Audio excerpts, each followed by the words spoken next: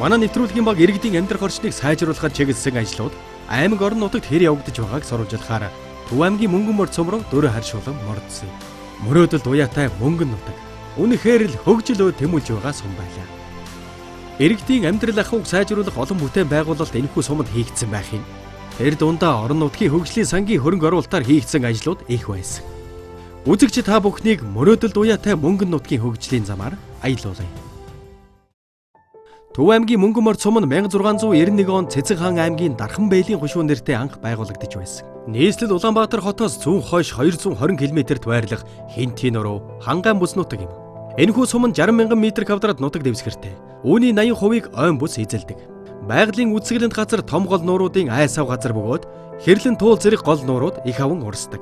Түүнчлэн улаан номонд орсон нэн ховор бор ваавгай, Сибирийн хандгай, хөдөр, буг, булга, минж, шилүүс, мөн зэрлэг гахай бор гөрөөс зэрэг амьтад байдаг. Мөнгөн морьд өнөөдрийн байдлаар 2000 гаруй хүн амтаа гэсэн судалгаа гарчээ.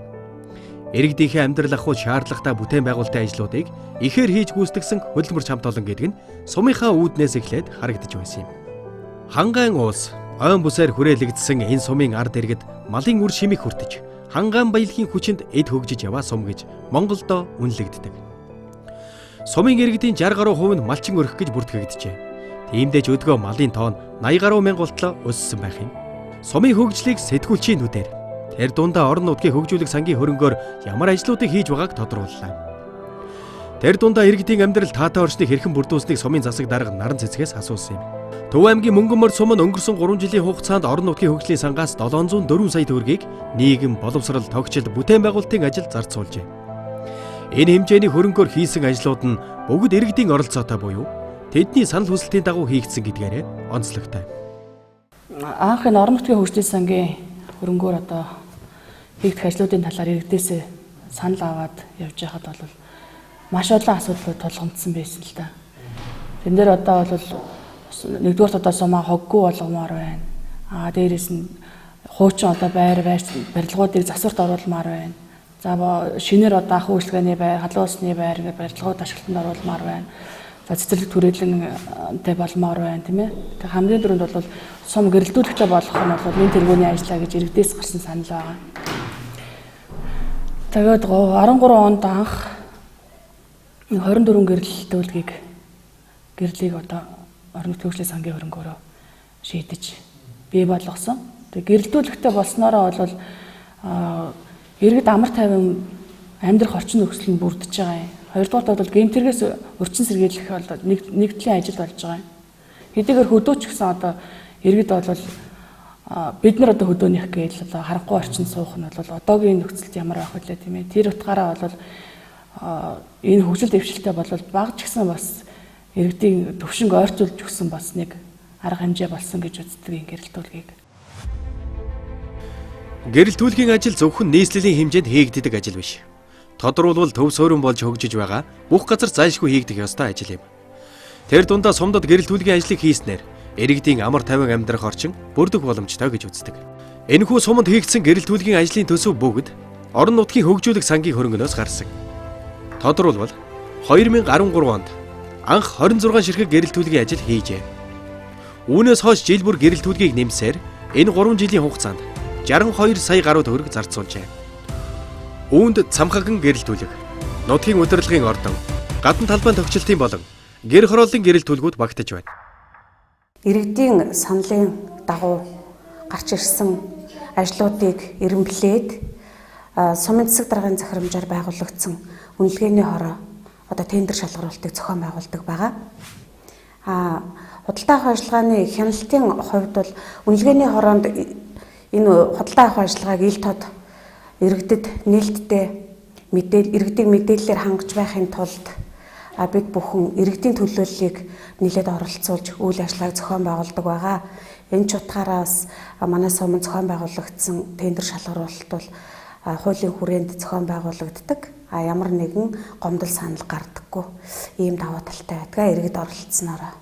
За орон нутгийн хөгжлийн сангийн хөрөнгө оруулалтаар хийгдэх ажлууд 2013 оноос эхэлсэн. За манай сумын хувьд жил бүр ард иргэдээс саналыг аваад засаг даргын тамирын газраас гарсан ажлын хэсэг эренбэлж тогтоосон ирэмбэ иргэдийн төлөөлөгчдийн хурлаараа хэлэлцүүлэн батлуулж ажлаа явуулдаг ийм хэвшил тогтсон байгаа.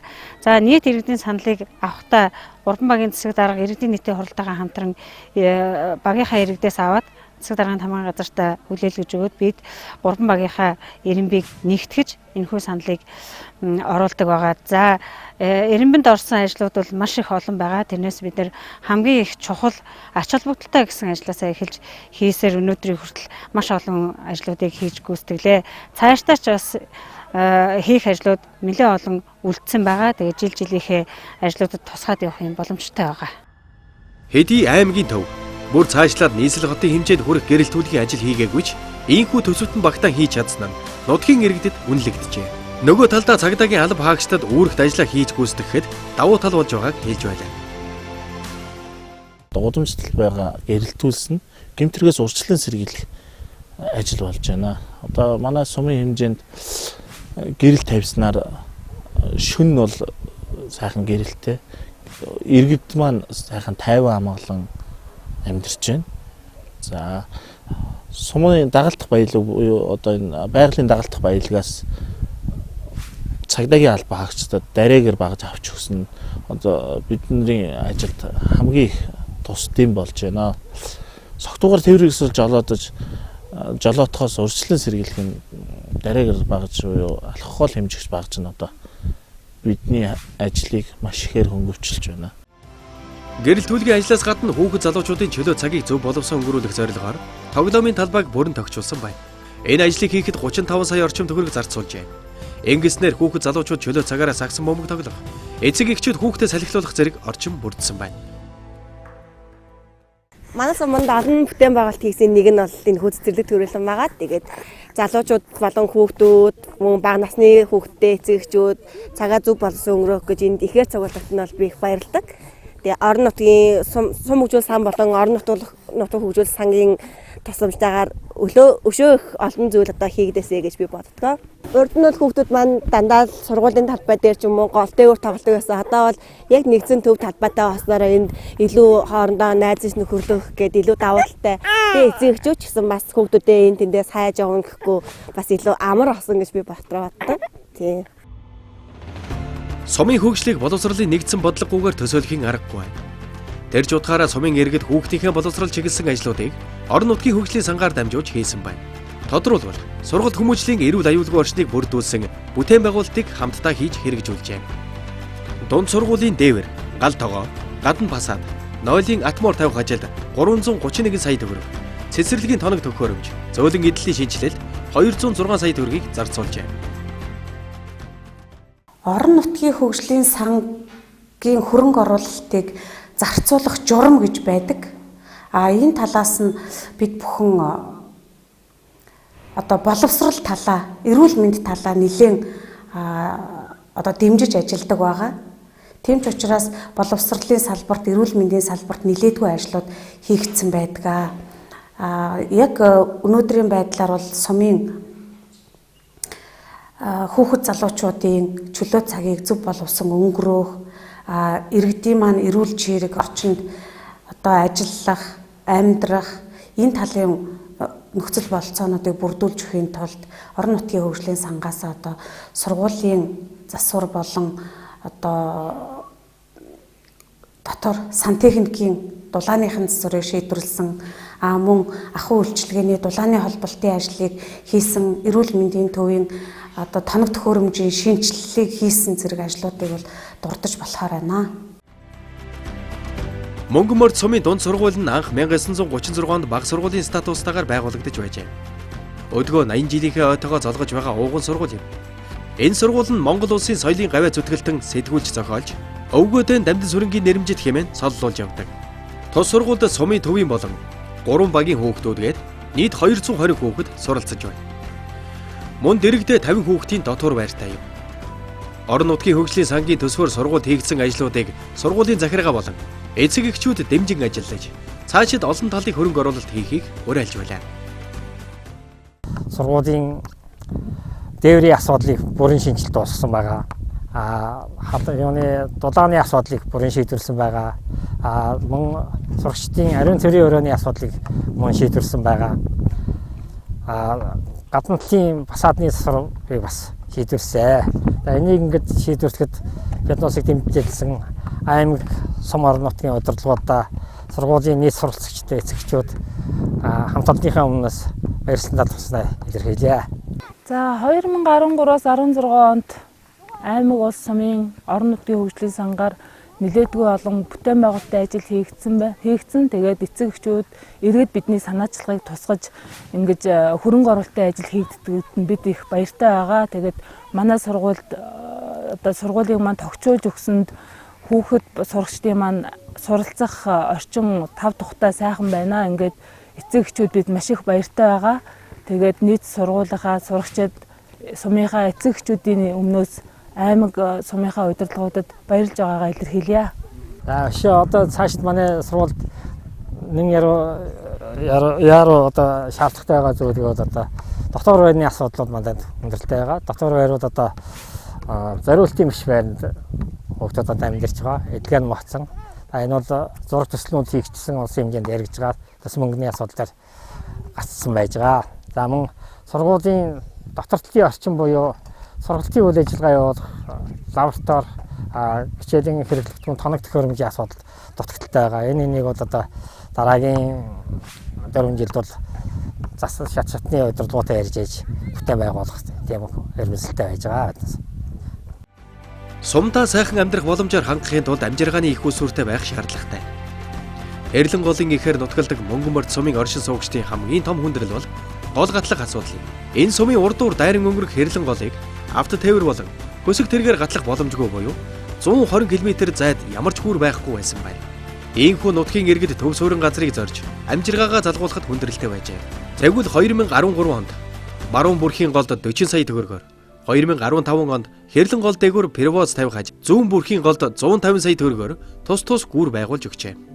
Зүүн бүрхийн голын гүүр нь 500 м далантай, 300 м үерийн хамгаалалтаа хийгдснээр онцлог бүтээн байгуулалт болжээ. Ингэснээр иргэд богино зайд гол гатлах боломжтой болсон байгаа юм. Гүүр перевоз гол гатлах ер нь энэ байгууламжууд бол үнэхээр ач холбогдолтой юм ээ. Яг нь зам дөтөлж байгаа бол мэдээж хамгийн түрүүний асуудал тий. Гэтэл одоо нөгөө голоор гарч байгаа машины дээр нөгөө эвдрэл гэмтэл ямар авах вэ? Нөгөө үер ус ихтэй жилж одоо нөгөө гол гатлах боломж байхгүй. Маш алсуур тойрон бензин бас эмнэхээс ахуулаад тэр хүмүүст одоо эргээд хэмсэн мөнгө нөгөө бас өөр зардалтай орох ч юм уу.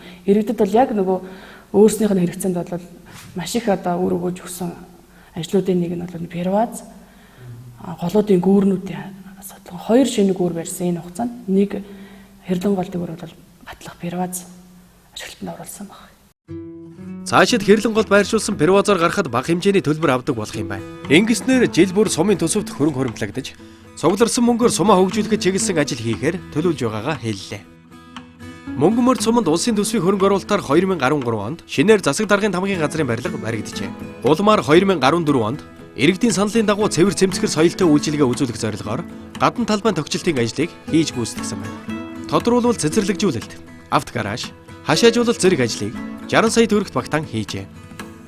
Түүнээс гадна орон нутгийн өөрийн орлогоор тамгын газар дотроо ард иргэдэд төрийн үйлчилгээг төвжирлгүй хүргэх зорилгоор стандартын шаардлага хангасан нэг цонхны үйлчилгээ болон иргэний танхим байгуулжээ. Ингэснээр оршин суугчид иргэний танхимдаа хурал зөвлөгөө хэлэлцүүлэг хийж нэг цонхны үйлчилгээнээс 6 төрлийн үйлчилгээг нэг дороос авах боломж бүрдсэн байна. Энэ ажлууд нь сумдаа төдийгүй аймагтаа жишг болж чадсан байгаа юм. Нэг цагийн үйлчилгээ иргэний танхим маань бий болсноороо иргэдэд бол төргөн шурхаа үйлчилж иргэдэд бол чирэгдэлгүй болж би ямар хүн дээр очиж ямар зөвлөгөө авах вүлээ ямар бичиг баримтаа бүрдлүүдийг хийх вүлээ гэдэг нь тодорхой болоод шуурхаа болоод өгч байгаа байхгүй юу. Жишээ нь бид нар бол яг ингээл нэг жишээ нь паспортын талаар тийм ээ нэг юу яалаа бичиг баримтны бүрдэл одоо хийе гэж бодъё. Тэг чи ингээд хин дээр яаж очихоо мэдэхгүй ингээд дээшээ гараад доошоо гүгэл ингээд хүн дээр очиж гүйдэг байсан бол өнөөдөр тэр маань тодорхой нэг чигийн хүн ингээд үүсгээд бид нар тэн дээр очиж бүх бичвэртэйгээ бүрдлийг аваад ингээд гардаг болчихсон. Тэгэхээр иргэдэд бол маш давуу талтай хөргөн шурхаа үйлчлэг цаг хэмнэдэг. Иргэдийн амьдрал ахуй шаардлагатай халуун усны газрыг өнгөрсөн онд сумын төвдөө байгуулж өгсөн. Цугларсан мөнгөөр сумаа хөгжүүлэхэд үүнийг 40 сая төгрөг багтаан барьсан байна. Одоогийн байдлаар 400 гаруй иргэн Хэрлэн голын ихэн аж төрж байна. За энэ орон нутгийн хөгжлийн сан төсөл хэрэгжснээр хөдөө орон нутаг хөгжих боломжийг нэлээд бүрдүүлж өгсөн гэж боддог. Энэ ч утгаараа иргэд өөрсдөө бүтээн байгуулалтын ажлуудад хяналт тавиад ажиллаад явдаг. Жишээлх юм бол байдлаг баг дээр багийн төв барих ажилд бол багийн засаг дарга болон багийн иргэдийн нийтийн хурал мөн хурлын дарга мөн тухайн оршин сууж байгаа иргэд нь байнгын хяналтаа тавиад хийлгээд явж байгаа жишээтэй. Сая хамгийн сүүлд бид нэр аймгийн орон нутгийн хөгжлийн сангаар дунд сургуулийн дээвэр фасадны засварын ажлыг хийлгэсэн. Үүн дээр бол одоо сургуулийн эцэг эхийн зөвлөл мөн багш нар ажилчид өөрсдөө байнгын хяналтаа тавиад хийснээрээ бас энэ ажлууд нэлээд үр дүнтэй чанартай сайн хийгдсэн гэж хэлж болно. Мөнгөн морь суманд улсын болон аймгийн хөрөнгө оруулалтаар хийсэн ажлууд дийлэн хэсгийг эзэлж байгаа. Тодорхойлбол нутгийн удирдлагын ордон, сургуулийн засварын ажил, цэцэрлэгийн тоног төхөөрөмж, соёлын төвийн байрны засвар, дэд станцын төсөл зэрэг олон ажлыг дурдж болно. Өнгөрсөн 3 жилийн хугацаанд мөнгөн морь сумыг хөгжүүлэхэд 2 тэрбум 61 сая 400 мянган төгрөгийн ажил хийгдсэн байх юм. Үүний 704 сая 800 мянган төгрөг нь орон нутгийн хөгжлийн сангийн бүтээн байгуулалтад хамаарч байна. Ийхүү иргэдийн санал хүсэлтийн дагуу хийгдсэн дээрх ажлуудаас гадна 35 сая төгрөгөөр шинэ стандарт бүхий, хогийн цэг, 24 сая төгрөгөөр ахуй үйлчилгээний байрны дулааны асуудлыг шийдвэрлэжээ. Түүнчлэн мэдээллийн лед дэлгэц, урд ухаагийн бэлэгдэл, ёслол хүндэтгэлийн өргөө, орон нутгийн телевизийн тоног төхөөрөмж, наадмын талбайг шинжлэх, халуун усны барилга барих зэрэгт нийтдээ 210 гаруй сая төгрөг зарцуулсан байна.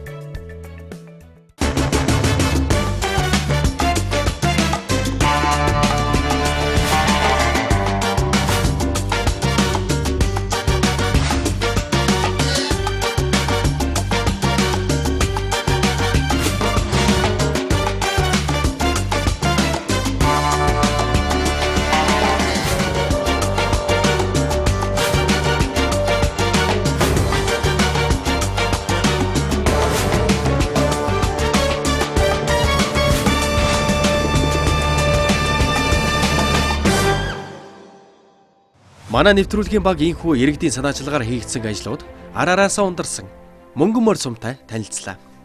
Хийгдсэн ажлуудаа иргэд өөрсдөө хяналт тавьж, сум орон нутгийн удирдлагуудаа байнга шахаж ажиллах нь сайшаалтаа санагдсан юм. Тэр дундаа хүүхдийн боловсрал, нийгмийн асуудлыг хурцаар хөндөж, түүндээ төлхөө анхаардаг энэ сумынхан инхүү ярьж байна. Миний одоо энэ санал өгсөн ажил одоо үр дүнтэй байна уу гэдэг дээр нь бол бас иргэд маань оролцож өөрсдөө саналаа өгч энэ ажил чинь нэг ийм явагдаж байна. Энэ дээр нь анхаараач. Энийг одоо жоохон чанаржуулаач гэдэг дээр хүртэл одоо энэ нь бол бас сум орон нутгийн иргэд сумандаа эзэн байх. Хөрөнгөө одоо өөрсдөө мэдэх. Одоо энэ ажилд нь бол бас их үр дүнтэй. Тэгэхээр сумын орон нутгийн хөгжлийн сан бол одоо цаашдаа хэрэгжиж явах одоо бүрэн боломжтой. Мөнгөн морьд нь байгалийн баялаг буюу самар жимснээс жилдээ 200 сая гаруй төгрөгийн татвар хоригдлуулдаг мундаг сум. Гэхдээ энэ нь улирлын чанартай орлого учраас гол хөшүүргээ мал аж ахуй түшиглэх ёстой гэж үздэг. Гэвч сүүлийн жилүүдэд малын түүхийн эдийн үн огцом унснаас шалтгаалж төсөв нь хүндрэлтэй байгааг сумын засаг дарга учралж байсан юм. Манай сум чинь одоо хөдөө аж ахуйд тулгуурласан сум штэ. Мал аж ахуй эрхэлж байгаа. Нийт одоо 700 гаруй өрхий чинь 50% ч хувь нь малчид байгаа байхгүй юу? Малчид маань одоо өнөөдөр бол малчдын амьдрал маш доогуур байна. Ямар ч орлого байхгүй. Малаас гарч байгаа түүхийд бүтээгдэхүүн нь одоо үнэгүүдсэн. Тийм учраас одоо энэ малчид руу чиглэсэн арга хэмжээнүүд энэ орон нутгийн хөгжлийн сангийн журам дотор бол бэлчээрийн менежментийг сайжруулах тийм ээ. Малчид одоо малжуулах арга хэмжээ авах. Одоо малчид руу чиглэсэн бол бас нэлээд асуудал тусгагдсан байдгийг. Тэгээ энийг бол төсөл хөтөлбөр хэлбэрээр орон нутгийн хөгжлийн сангийнхаа төлөвлөлтөнд тусгаад цаашд одоо хэрэгжүүлэх одоо бүр шаардлага зайлшгүй тулгарсан. Цаашид орон нутгийн хөгжлийн сангийн хөрөнгө оруулалт нийслэл төдийгүй аймаг орон нутагч хэрэгтэй гэдгийг энэ байдлаас харж болохоор байна. Түүнчлэн иргэдэнд ч тэр, удирдлагууданд ч тэр орон нутгийг хөгжүүлэх сангийн хөрөнгө оруулалт хэр хэмжээний хөгжил хүргэснийг баталж байгаа юм. Мөнгөн морь сум нь их эзэн богд Чингис хааныхаа өлгийн нутаг. Бурхан халдун хайрхны өвөр хийсэгт Хэрлэн голын эхэнд оршдог өвөрмөц суурьшлын бүс. Аймаг орон нутгийн хөгжлийг харуулж байгаа манай нэвтрүүлэг энэ удаагийн дугаараа Төв аймгийн мөнгөн морь сумаас бэлтгэлээ. Мөрөөдөл уяатай мөнгөн нутаг. Ийхүү хөгжлийнхээ замаа оршин суугчдаас асууж тэдний амьдралд нэн шаардлагатай бүтээн байгуулалтыг хийж байгаа нь иргэнэ хүндэтгэж яваа хамгийн том дэвшил гэж үзэхээс өөр аргагүй юм.